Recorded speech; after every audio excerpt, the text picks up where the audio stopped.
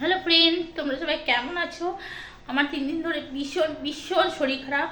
যেমন সর্দি হয়েছে, মানে নাক দিয়ে জল তো কন্টিনিউ পড়েই যাচ্ছে, প্লাস চোখের করেও জল চলে আসছে কাশতে কাশতে, আর মাথা ব্যথা কমছে না।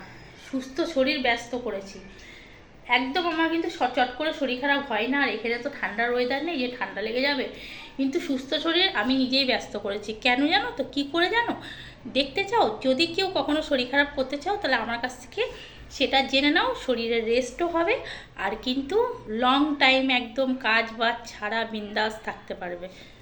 তো চলো টিপটা তোমাদের দিয়ে দিচ্ছি, কী টিপ আছে। এই দেখো টিপস।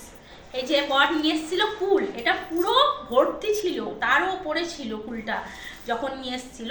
এই হাফ ঝুড়ি ফুল আমি খেয়ে নিয়েছি, মানে 1.5 দিনের মধ্যে। যেদিনকে সন্ধ্যেবেলা থেকে নিয়ে এসেছে সেদিনকে সন্ধ্যে থেকে স্টার্টিং করেছি, পরের দিন সারা দিন কুল খেয়েছি।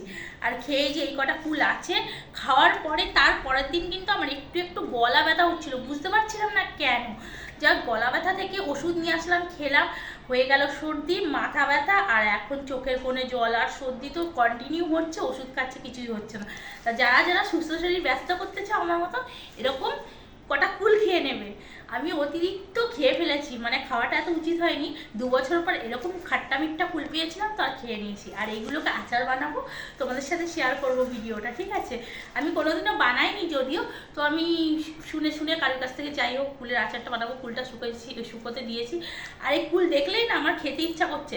তো আমার ভয় লাগছে, এত মানে শরীরটা খারাপ হয়ে গেছে, এত শরীর খারাপ হয়ে গেছে যে কুল দেখলেই ভয় লাগছে, প্রচণ্ড ভয় লাগছে। বাপরে, কটা কুল খেয়ে আমার এই হাল হয়ে গেল, আমি পাচ্ছি না। দেখো আমার হালটা দেখো, গালি কেসে কেসে গলা ফুলে গেছে, নাক চিপে চিপে নাক বড় হয়ে গেছে, কপাল যন্ত্রণা হয়, কপালটা চওড়া হয়ে গেছে, কেঁদে কেঁদে চোখগুলো ফুলে গেছে।